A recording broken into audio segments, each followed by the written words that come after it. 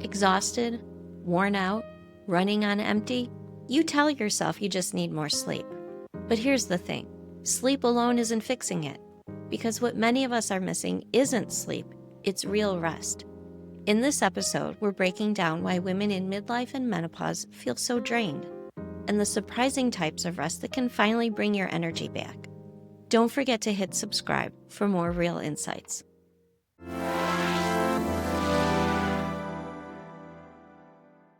Dr. Saundra Dalton-Smith is a board-certified physician, researcher, and author of the book Sacred Rest. Her TEDx talk and her framework of the 7 types of rest have been seen and shared by millions. She's helped people all over the world understand why they're exhausted and how to finally restore their energy. And today she's here to show you how those same tools can change the way you feel in midlife. Good morning, and I just want to say thank you so much, Dr. Saundra, for being here today. And I'm so looking forward to this conversation. Oh, I'm excited to be here with you. You know, I hear from so many women in midlife that they are tired all the time and can't figure out why. So, can we start there? And based on your work and what you've heard from people who have read your book and the women that you've worked with, why are we so exhausted all the time, even though we've convinced ourselves that we're getting plenty of sleep? I think that's it right there. Because we have convinced ourselves, I'm getting 6, 7, 8 hours. Shouldn't that be enough? But we haven't taken into consideration that sleep and rest are not the same thing. Sleep is a type of rest, it's a way of being restored, but it is not the only way of being restored. And unfortunately, when we put rest as just being cessation activities, just being stopping, we've missed out on the benefit of rest being restorative. And that's what most women who are most women in general need is that rest that is restorative, not just stopping, but pouring back into their places of deficit. I don't think we fully understand that concept because there are so many of us that are so tired. But that's why I picked up the book, and it is wonderful. Can we talk about those 7 types of rest? Because that is so fascinating. Yeah, so the 7 types, I'll just name them and then we can kind of go deeper into whichever ones you desire. But the 7 types include physical, mental, spiritual, emotional, social, sensory, and creative. And what we found is that a lot of people, there were a few that they automatically knew and kind of felt like they were getting enough of, particularly physical, mental, and spiritual. But it's some of those other ones, the sensory, actually being really specific about sensory input, the lights, the sounds, the environment with which you're in, the effect of energy pull that has on us, creative, the amount of innovative, creative, problem solving type energy that a lot of people use, and they don't think about how they're going to restore that, the relationships we have and how that pulls on our energy, and the differences between relationships, and our ability to be able to emote, not just recognize we have emotions, but have a place to release them so that we don't build up like this emotional backpack that we're carrying around. Those were the 4 areas that we really saw a lot of women in general, particularly women who were middle-aged, were experiencing the side effects of that level of rest deficit, but they had no terminology even to discuss it. They just know, I feel tired all the time. My lab works good. No doctor can figure out what's wrong with me. My thyroid's normal. I'm not diabetic. They did all the tests, but nobody was coming up with any solutions. Then what? Or they found a problem and they started getting treated, but nothing seemed to get better because some of things need medicines, some things need lifestyle changes, some things need rest and restoration. So I think we just have to kind of look at health and wellness in a really holistic approach as we approach middle age. I find it very interesting, the different types of rest, but you just mentioned one that I think stands out a lot, and that's emotional rest. And that has a huge impact on the way we live our lives, especially as we get a little bit older. I've heard from other women and women in my community that loneliness and anxiety and depression really stand out for them at this point in time. And I think, to your point, they're not getting rest in that particular area. Yeah, it's interesting. Emotional and social rest, because they deal with people and our engagement with people, go so tightly gripped together. And the reason I say that is because I find a lot of women who are I'm in my 50s, so a lot of women who are in the 50s, 60s range, they're in this, what sometimes is referred to as like the sandwich generation. It's like they're in this weird in between raising kids and caregiving for elderly parents. And so it's one pull on your social energy to be raising adult kids and, all that comes with that. And then it's a completely different pull on your emotional energy when you are now the caregiver for the elderly people that you love, parents, grandparents, whoever, whoever you're stepping into the mix with. And so I find that in that place, there's a high level of responsibility, and because of that, there's a lack of freedom sometimes to express the the level of anxiety, fear, uncertainty that people our age feel in that position, because you're not taught how to do that. There's quite a few books on parenting. There's books on aging when you're the aging person. There's fewer books on how to be a split caregiver, because you're not just caring for one person, and oftentimes they're in their own life and you're trying to figure it out. And so I find there is a high level of emotional load that is carried in that particular season of life. And unfortunately, we almost feel guilty to say this is too much, or this is a lot, or I feel overwhelmed, or I don't know how I'm going to do this. And so we carry the weight of not even having the ability to be authentic about what we're truly feeling, which just compounds the situation. Can we just talk about this a little bit more? Only because I feel at this stage of my life, I am surrounded by either women who are going through this, especially the caregiving. It is really impacting a lot of people that I know and a lot of people that I hear from outside of my immediate circle. You mentioned deficit quite a few times. Hmm. Where are we finding it within the seven types of rest? What area do you think it impacts the most? Oh, I love this question. This is actually the reason why we developed restquiz.com, because every person I feel like should evaluate what their personal rest Hmm. deficits are. Being able to identify that is the first step to being able to improve it. You don't identify it, you have no hope of actually implementing anything to improve it. So, for most people I find who are in this caregiving range, when they take the rest quiz, what I'm finding is there's three scores that tend to be excessively high. Number one is emotional rest. They don't want to tell their parents that they're stressed. They don't want to let their kids know that they feel overwhelmed with caring for grandma and grandpa. There's all this holding back of the emotions and the pressure of that. So there's the emotional rest deficit. The second rest deficit we're finding is creative rest deficit. And that may be like creative, but creative energy is used whenever we have to problem solve. And so there's lots of problem solving happening when your children are calling you, asking you if you can pick up the grandkids because they're running late for work. And you also are at the doctor's office with your elderly mother and can't leave her there alone. So now you have to problem solve on how to do different things. So there's a high level of problem solving as it relates to how do I support someone who wants to be independent, but I know they are no longer able to be independent. So now I got to creatively caregive so that they Hmm. don't know I'm caregiving, but I'm caregiving. So there's lots of creative energy being used, and that leads to a creative rest deficit because that person in the moment does not see themselves as being creative. They don't realize the Hmm. energy that's being used. And then the third one that we're seeing oftentimes is a mental rest deficit. Mental rest deficits tend to show up as busy brain syndrome. You're constantly thinking, your brain won't shut up. You lay in the bed thinking all the thoughts, thinking about your to do list, thinking about what not to forget, all those things. And unfortunately, when you get overwhelmed emotionally and creatively, the brain gets full. And if there's no system in place, no way of clearing the clutter, so to speak, or clearing Hmm. the mental, fog, then you start feeling confused. And a lot of women start saying, I can't remember, I can't recall anything. Why am I so forgetful? I feel scatterbrained all of a sudden. I have this fog, and it's a mental rest deficit. It's not that their brain has fatigued necessarily. It's that there's too much in there.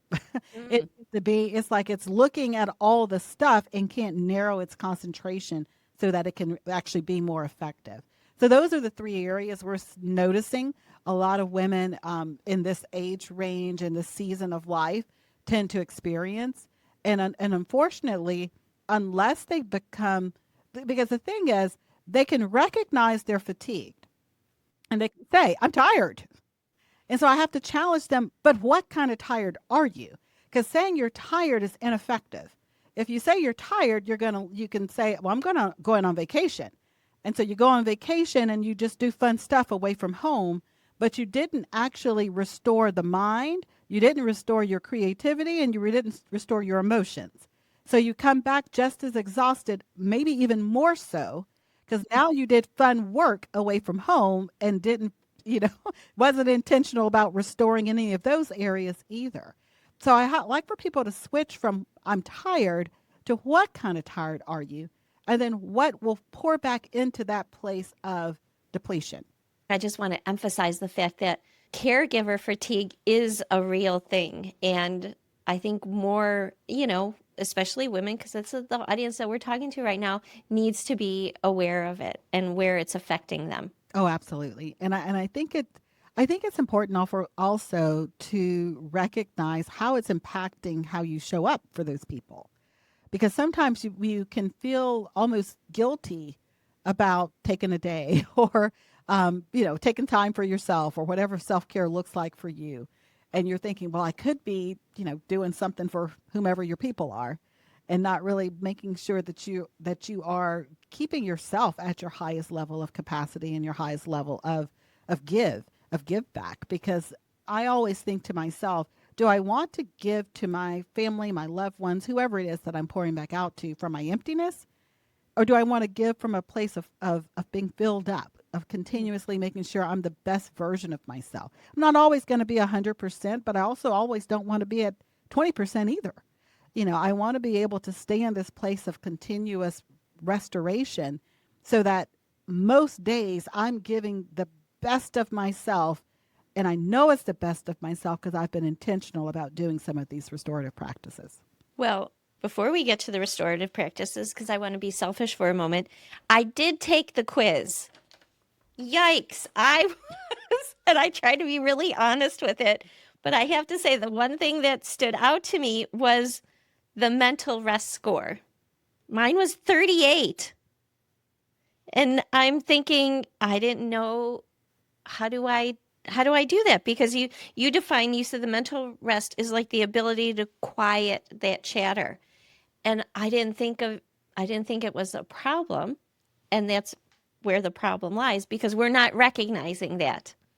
Yeah, mental rest. Some of the signs I see of people who have a mental rest deficit, just to give you some examples that may or may not resonate with you, because each person kind of shows it in a different way. One way is you're tired, you lay down in bed at night, and your brain won't shut up. It takes you 20, 30 minutes to actually go to sleep, which is not normal. Should not take that long for you to shut down. And so another example would be you walk into the grocery store, you got 3 items you want to get, and you're like, I can only recall 2 of them. And you're like, why can't I remember 3 things? It's like the brain has so much other stuff it's focusing on, it can't remember a simple 3, which actually is part of the mental screen. Can you recall 3 items? It should be something anyone can do very easily. And a lot of women struggle with that now. And they don't have technical medical book definition dementia.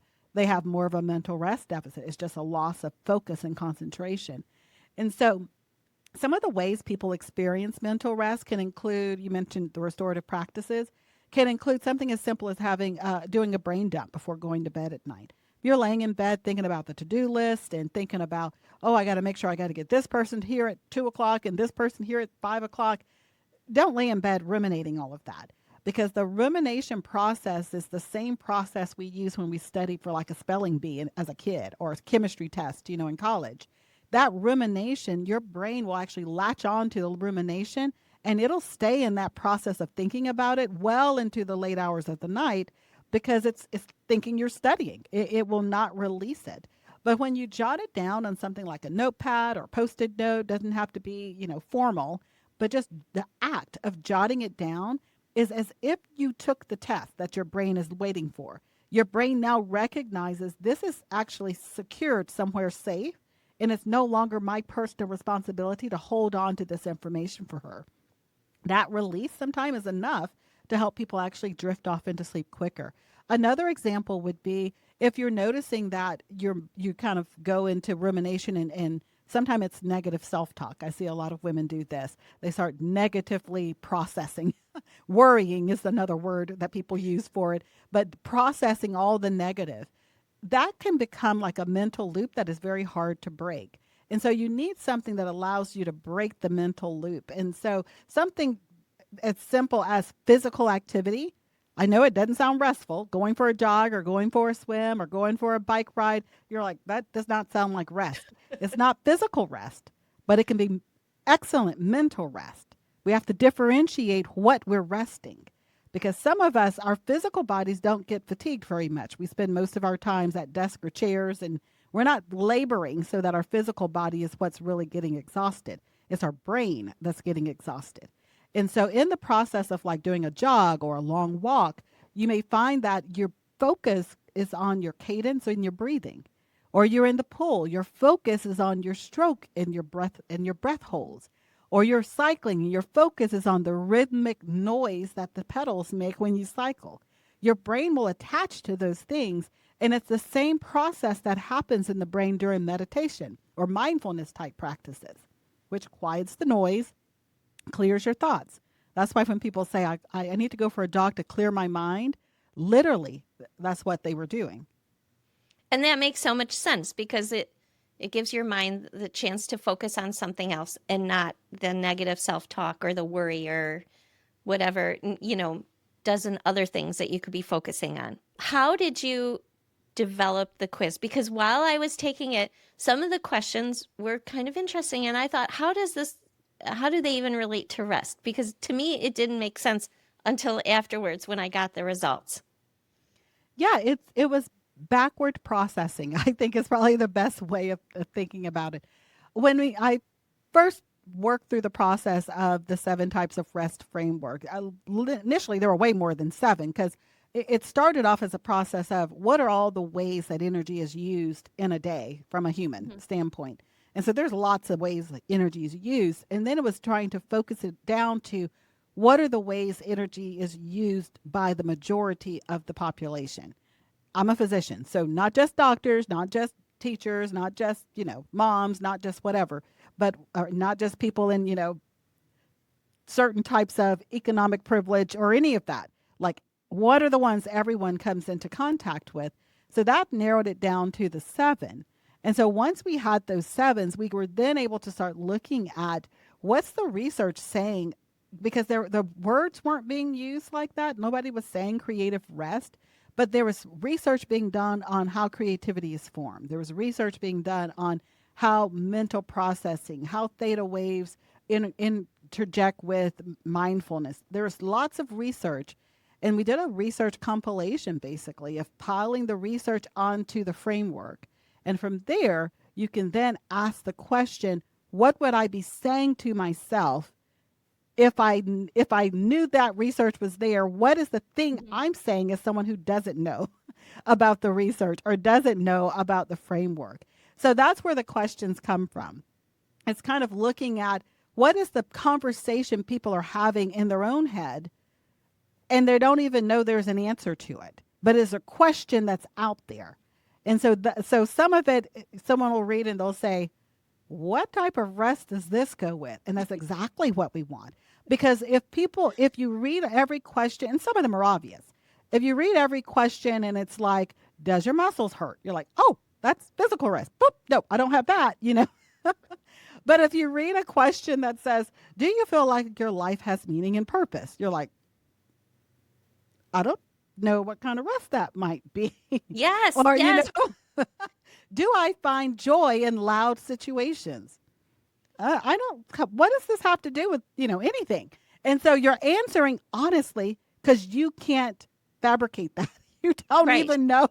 You don't even know what I'm asking about. So that's part of the reason behind that, because a lot of us are overthinkers. We overthink everything, even a simple assessment quiz. Yes, I was overthinking. But then at a certain point in time, I'm like, just focus on the question at hand. But I do like the sensory because I think now, in this current climate, there is so much coming at us. News is instantaneous, and we're all on social media. And um, gosh, it's so hard to quiet our minds, and we're overloaded. Can we talk about sensory a little bit? Yeah, I feel like it's the one that affects probably all of us all the time, but we're not really aware of it. I mean, there's Mhm. always lights. You're on gadgets. There's always some type of background noise, usually in your environment.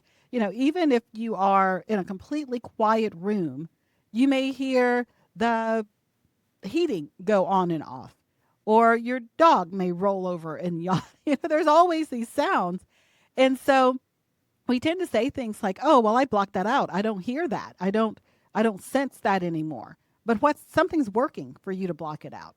What's working for you to be able to say you blocked it out? Blocking out is not a energy less process. Something has to function. So our brain is constantly processing things that we're blocking out, and in that sequence of events getting fatigued because it's using energy. And so I think a lot of us have to start looking at what are the background noises, and how does it affect us? Because a lot of people, when they become sensory overwhelmed, the side effects of that are irritation, agitation, sometimes even rage or anger. If you find that at 3 o'clock you're not as nice as you were at 8 a.m. and you're like, why am I so agitated? Why am I? And as a woman, I found that at certain parts of my seasons, this was much more of an issue than other parts. I was way more sensitized to sound after I got like to a certain age. It's like things that didn't irritate me all of a sudden were driving me batty. And it's like, okay, so now I need to start evaluating, how do I control the sensory rest deficit I'm experiencing? Because I Mm. can't just shut out all noise 24/7. And the beauty of it is you don't have to. A couple of minutes of sensory reprieve is all the body really requires to do a reset. It's just like with your phone. It gets all tangled up and you turn it off for what? Couple of minutes, they tell you, then turn it back on, and Mhm. it's like, whoop, all of a sudden it's working. We're pretty much the same. A moment of reprieve from sensory overwhelm is often enough for a reset, so that you don't feel the rising cortisol level. It kind of settles back down some. So I tell a lot of women, have a pair of noise cancellation AirPods, earbuds, whatever you got, and pop them in your ears at least once a day during a time of day when you can tell I get revved up. You feel anxious, you feel like overwhelmed, you feel like all of the tension rising. Go into a moment of sensory deprivation. For myself, I like to do it. Some people used to say power naps. I mean, nobody does power naps really anymore. I don't have a problem with them, but nobody just doesn't do that. So what I tend to do is I pop in the noise cancellation earbuds, and I kind of just close my eyes at my desk, and I just kind of sit there, and I just rest. I just sit there for a minute. And this is in my medical practice when I was doing this. I closed the door, and patients would be getting added to the room, and I'm like, I just need a moment. And there'd be zero sound. My eyes are closed. And then after 2 or 3 minutes, or whatever I felt like appropriate, I'd pop them off. And it's as if I went into like my own personal sauna for like a couple of Yes. seconds. Because when you close your eyes and you block out the sound, your body automatically goes into rest mode. Now, what I find is, because you still feel stuff, you still feel your clothes, you still feel your feet on the ground, whatever you wear, you still have a sense of feeling. It's not threatening because you feel safe, because you can feel the chair you're sitting in and Mhm. all of that. Some people have asked me about like sensory deprivation tanks, which I actually love. And they're great if you're a woman in a middle age and you have a lot of body aches and pains and you have one near you, because it actually removes weightless. It actually creates a sense of weightlessness. So you're floating on this water that has a high amount of, of salt in it.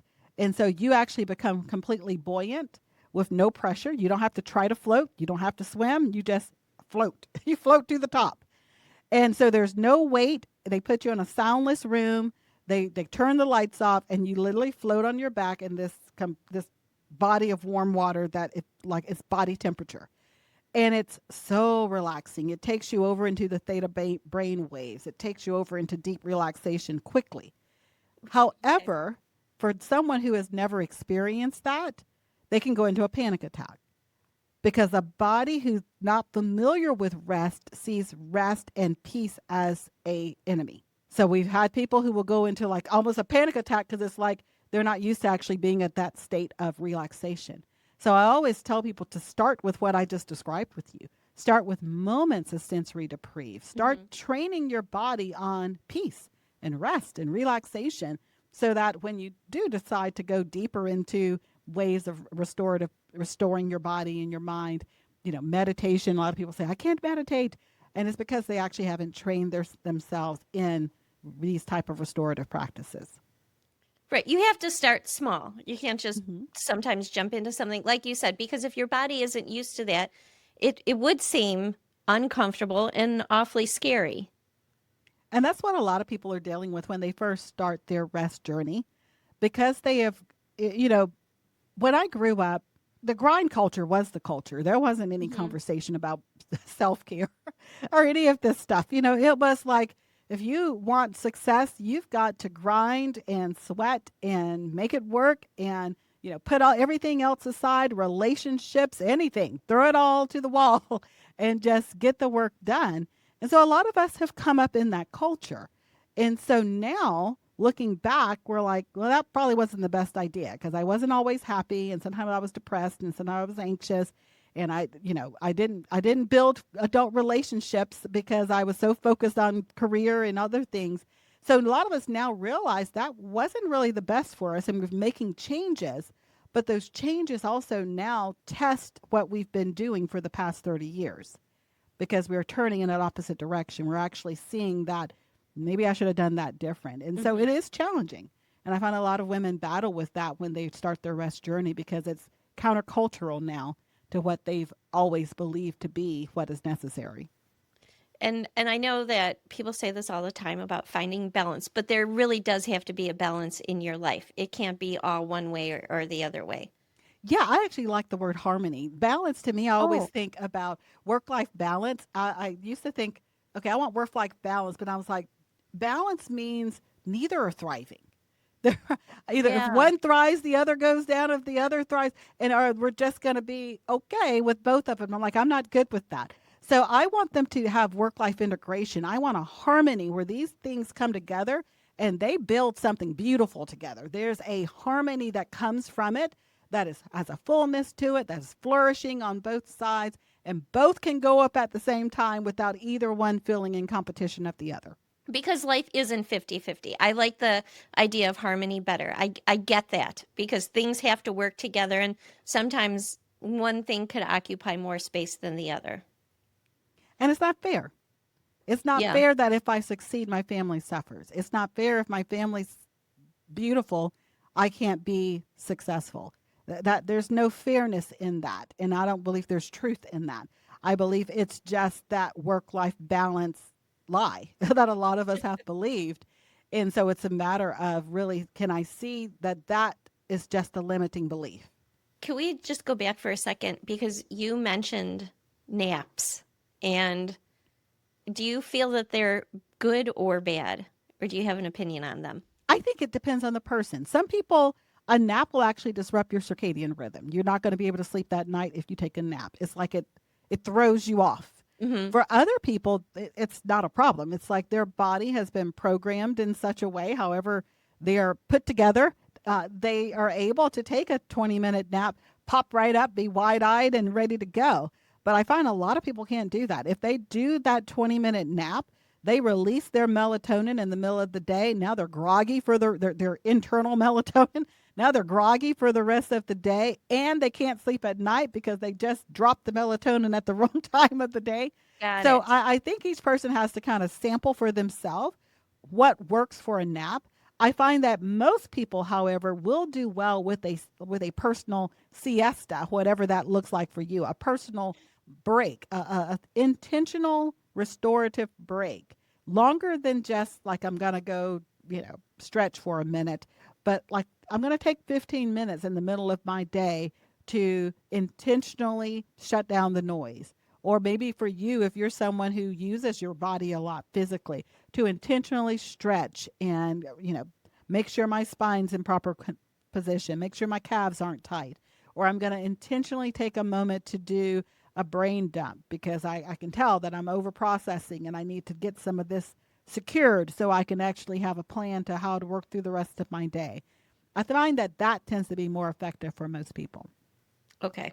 I mean, that does make sense, but I know sometimes when you're facing the levels of exhaustion that some of us are experiencing, it just seems like the only option sometimes is, a half an hour little quiet nap and maybe we will feel better, but it can have the opposite effect. I get it. Yeah, if they take the nap and feel better, incorporate that as part of your midday break. But I find some people that just does it has the opposite effect of what they're desiring, and a different type of restorative practice may have a better effect for them and still give that sense of renewal and restoration. I picked up a copy of your book and I have it right here because I really, I loved it. Um, and there was something that caught me right up front that I wanted to talk about because I think a lot of women could relate to this. And you describe in the beginning about your husband finding you laying on the floor and you having a moment as soon A as he asked meltdown. you, "What are you doing on the floor?" And you described it as like the tears started to fall and you came undone. Could you just talk about that a minute because I think it is so relatable and I think my husband has seen that several times in his life and he's wondering what is wrong with this poor woman. Yeah, God bless the men in our lives, right? They try. Yeah, for me, it was during a time I went into my burnout season when my children were very young. So they were Mhm. both toddlers. And that particular day, I just picked them up from daycare. I'm a physician, so I work 50 plus hours a week. So I was at the end of myself. And I just recall coming in my home thinking, I literally have all of the stuff that I've been working for. I have the career, I'm married, I have the kids, we got the house, the car, all the stuff that I've been working for. And in that moment I realized I built this and I feel like I built something that's killing me. I had no joy, no peace. It was not fun. It didn't, on the outside it looked extremely successful, but it did not feel successful. It did not have any sense of internal satisfaction to it. And I feel like laying on that floor on that particular day, I was just like, I'm the reason I'm here. It was the first, I have to take some personal responsibility for where I'm at because I'm not honoring my own needs. I am just trying to keep producing. And so, in laying on that floor, my husband walked up. That's where he found me, kind of processing all that information. And I was really hoping he would not come home while I was doing the middle of my processing. But then when he looked at me and said, what's going on with you? It was like the last breaking of the dam, so to speak. It's like even the person who knows me best, I've hidden it so well from him, he has no clue. That's what really hit me in that moment. And that's a level of emotional, I call it emotional labor, and a lot of women carry it. It's emotional labor is when you blunt and suppress your emotions for the sake of everybody else around you so that no one knows you feel lonely. No one knows you're anxious. No one knows you're afraid. No one knows you're overwhelmed. Everybody's like, oh, no, mom's got it. She's like carrying the load, Yeah, she is carrying the load. And unfortunately, that happens so naturally for a lot of women because we're used to carrying things. We carry babies, we carry our dreams. We're so used to carrying stuff that we feel like carrying that emotional load is just our responsibility. But it leads to this level of inauthenticity about our own desires, our own needs, our own limitations, of which we all have, and it's okay to have them.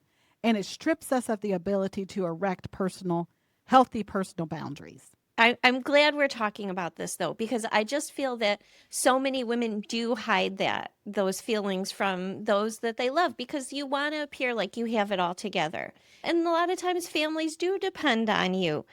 And I think especially women when we're in midlife and there's a lot of different transitions that come up, menopause being one of them, an empty nest, caregiving, it can really feel like it can really drain us and really feel like burnout, which is what it sounds like you were experiencing on that day. And I How? do want to say this. It's okay to not show everything to everyone. Yes. That the emotional labor, we get to choose when to take on the emotional labor, and that's okay. It's part of being an adult. You learn how to Mhm. manage emotional labor.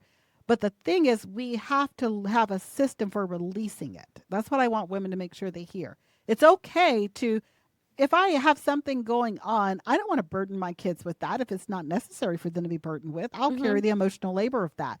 But who am I releasing it to? A therapist, counselor, journaling, something. I need some system in place to have a emotional rest moment to release it. For myself, there's three ways you can get emotional rest. You can do it with other people, which is my favorite way. It can be a trusted friend. It can be your spouse if that's someone you feel like you can be open and honest and have a conversation like that with. I have two girlfriends who we do emotional rest with each other very well, and so they're actually on like either side of the world. One's in Canada, one's on the West Coast. I'm on the East Coast, so you can do emotional rest even remotely.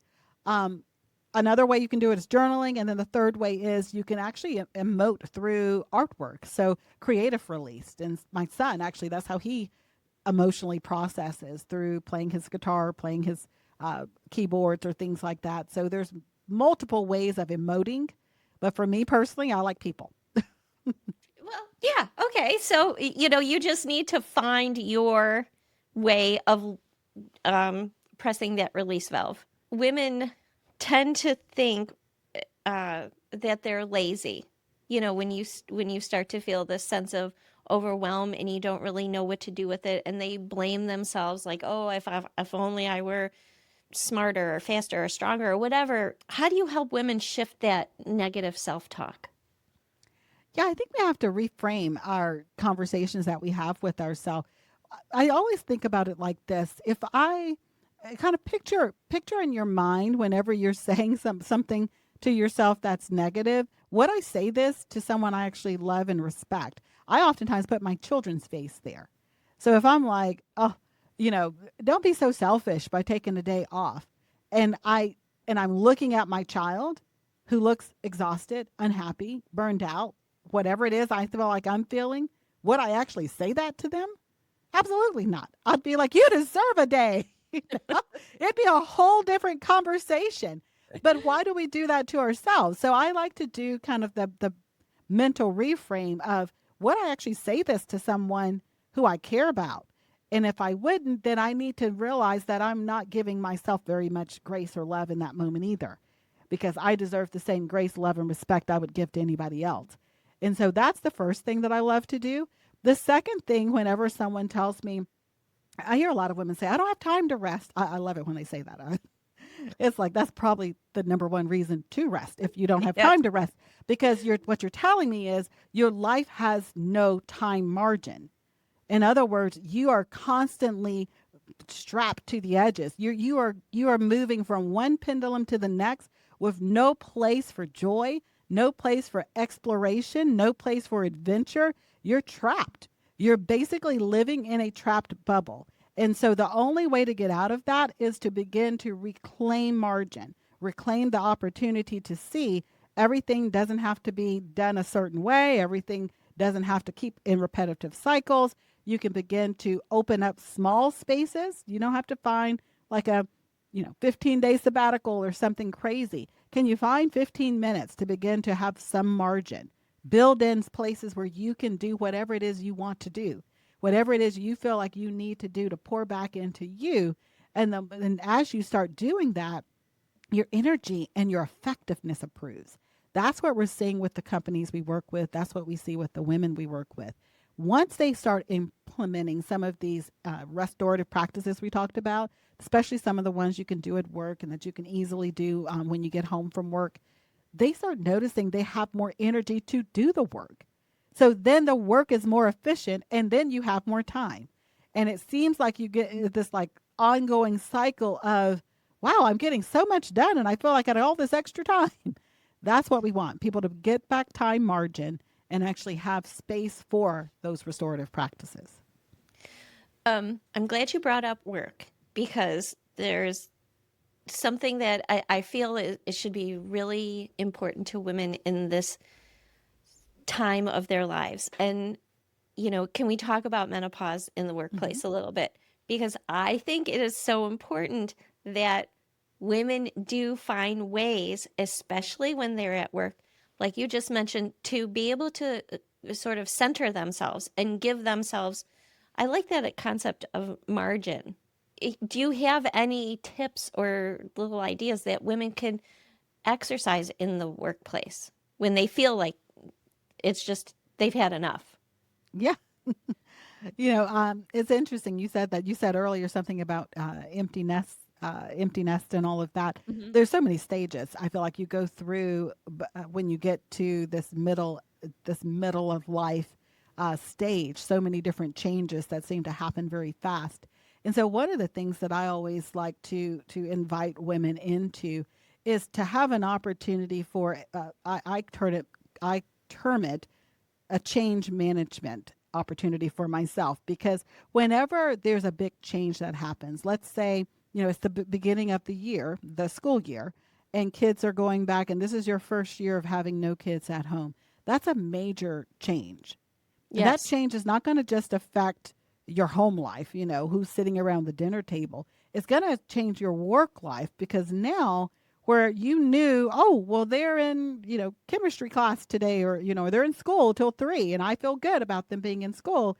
Now you don't know what they're doing, where they're at, who they're with. You know nothing. You're just kind of, yeah, you have no clue what's happening. And I find that for a lot of women, that extra stress of the unknown affects their ability to focus then at work. So if you recognize a big change is hitting my life, whatever the change may be, give yourself a change management window. So for this month, I am not going to take on new project or new work because I don't know how I'm going to process being an empty nester. Or I don't know how I'm going to process now that my parents have retired. Or I don't know how I'm going to process my husband retiring now and I'm still working. There's so many changes that can happen. Give yourself, it could be a week, it could be a month. You get to kind of pick what you want to start with, but give yourself a change management window where you say, I am not going to be the first person to raise their hand for this assignment because I need to first manage this change that I'm going through. And when I feel stable and when I feel like, okay, I have some level of grasp over how this change is affecting me, now I can take on more stuff. So it's not saying I'm never going to take on a new assignment at work, I'm never going to start a new project. It's saying I recognize the fact that I am a human resource and I do have limitations. And to be able to thrive, I need to manage this change first. That makes sense. How do you manage that change during a hot flash? Hot flash. You know what? I have a little fan that's sitting over here right now that blows whenever I have a moment. And I think that's it. I think it's being proactive.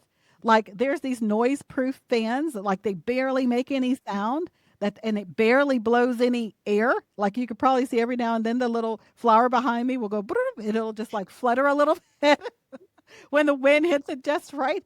But I think we have to just be proactive. Recognize the fact that hot flashes, there's lots of different supplements and different ways of Mhm. attacking it depending on your desires and what you work out with your personal health care team.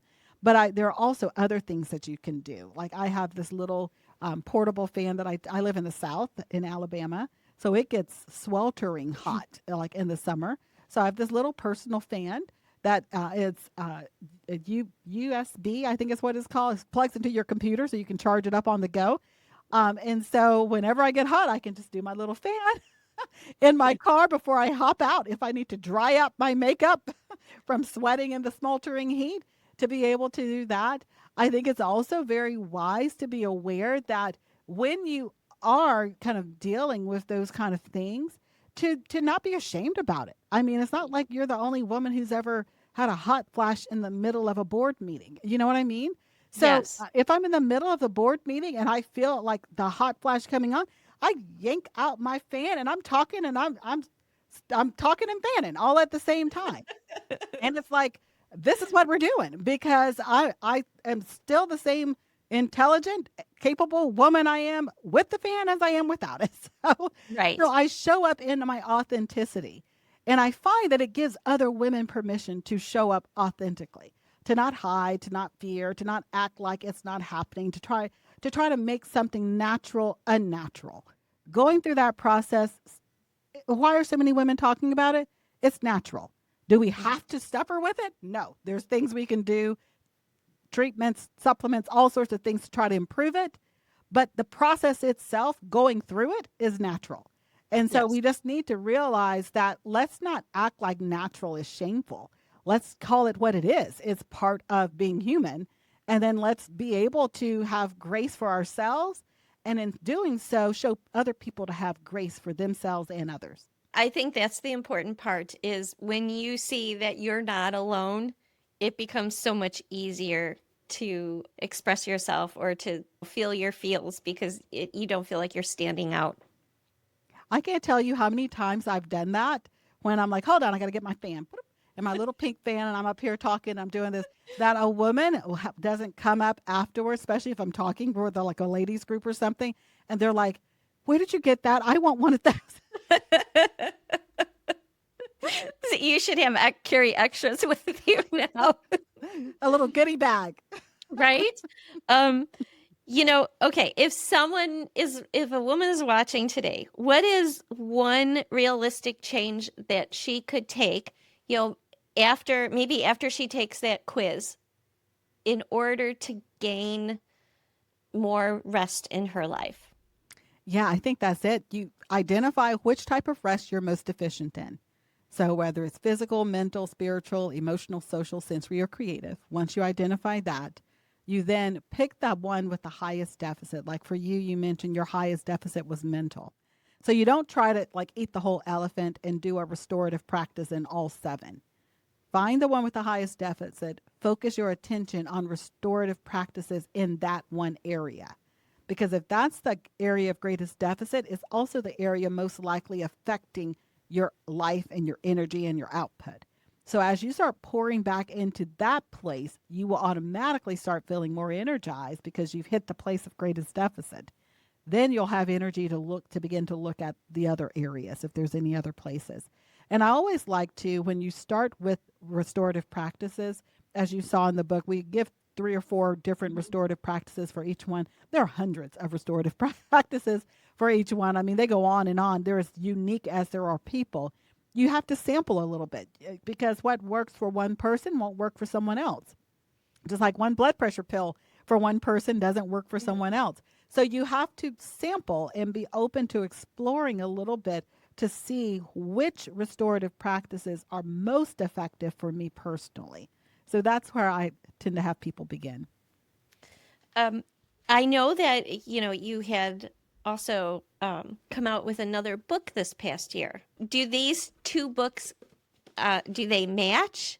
Is there a crossover or is it just a standalone? Would you like to talk about that at all? Yes, the newest book is called Being Fully Known, and it is a continuation of the conversation specifically around 3 of the types of rest: spiritual, emotional, and social. And I talk about it from the standpoint of a woman in in middle age actually because I go through some of the different conversations that I've had with myself and that I've had with many other women that I coach and mentor.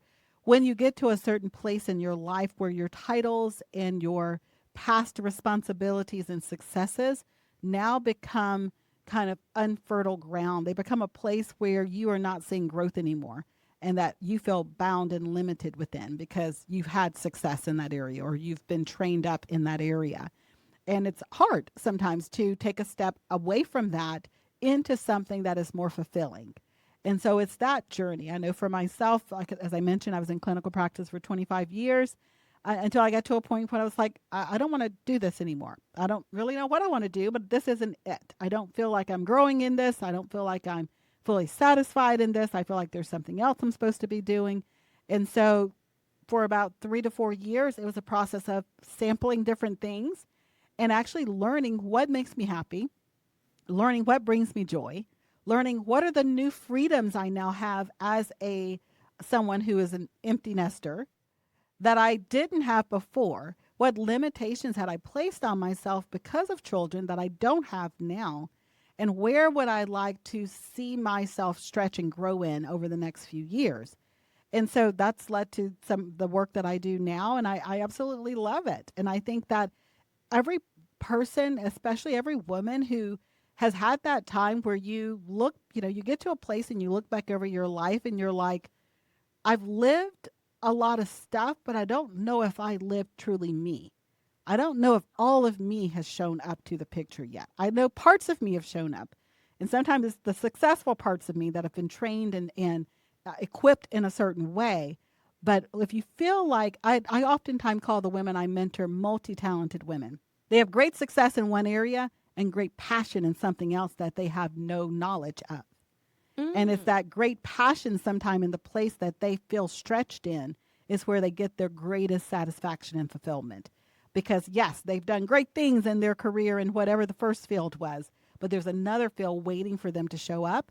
And the hesitation into moving into it has more to do with their fear and insecurity and less to do with their ability and capability.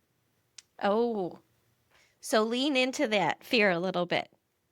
Yeah, there's a fear of the unknown. We people stay in careers just because it's known to them. It's like I know what to expect. I know I'm going to get a check every day, right? Right. I know this is going to happen. And so people stay there even though they don't have any satisfaction from it anymore. That's where the subtitle of the book comes from. I think this joyful satisfaction of beholding, becoming, and belonging. Beholding, looking to see where are the places that I am seeing things I've never seen before. And it's inviting me into something new, becoming, not becoming something new, but becoming more of me, Mm. getting to the depths of what's inside of me that I've yet to allow to come to the surface. And then belonging, not looking for places where you necessarily just fit in, but places where you truly belong, where you're bringing your unique spin to it, your unique way of doing it. You're bringing all of you into the process, and you're kind of like fitting that piece of the puzzle that was waiting for you to step into it. That's what I love seeing women step into because I feel like when you get to a certain age, you stop caring what people think and you start asking yourself, what do I think? I've cared about what everybody else thought and felt and how they were doing. What about me? I think I need to start thinking about what I want to do, what I Hmm. think, and what makes me happy and how I want to show up in the world and taking that step into that direction. Yeah, I think sometimes when you hear that, oh, like I don't care what people think anymore, it comes off as a certain way. But I realize as I've gotten a little bit older, it it's not that you care less about other people. It's just that you care a little bit more about yourself. So true. That's such a great way of putting it. Because I think the way I view it, I feel too often we care so much about what other people experience and their emotional management that we fail to manage our own emotions. So we manage everyone else's emotions by killing ours, by blunting ours. And so when we get to an understanding of true authenticity, showing up as you are, not putting makeup on your emotions and making it more palatable for someone else, but you're showing up in your authenticity, it gives a level of freedom that invites others into the same liberty. That's a really beautiful way of thinking about it.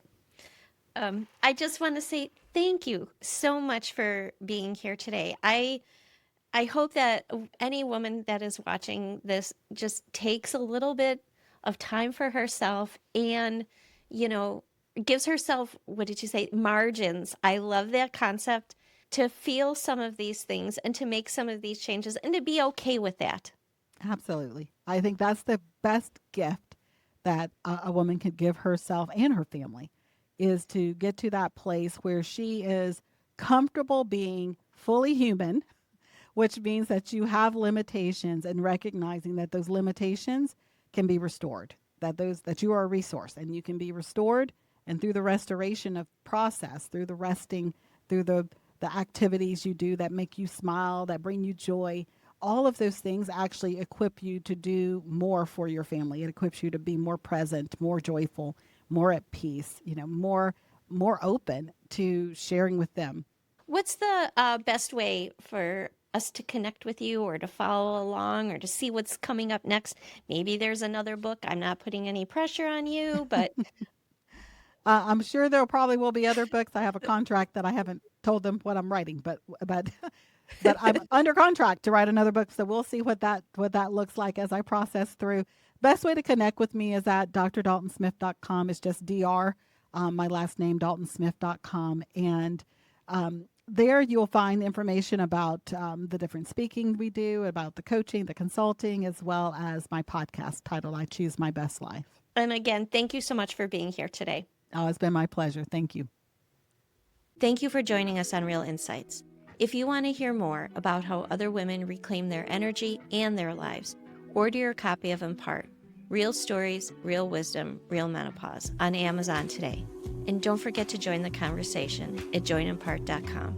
Until next time, remember that menopause is a journey, but you're not alone.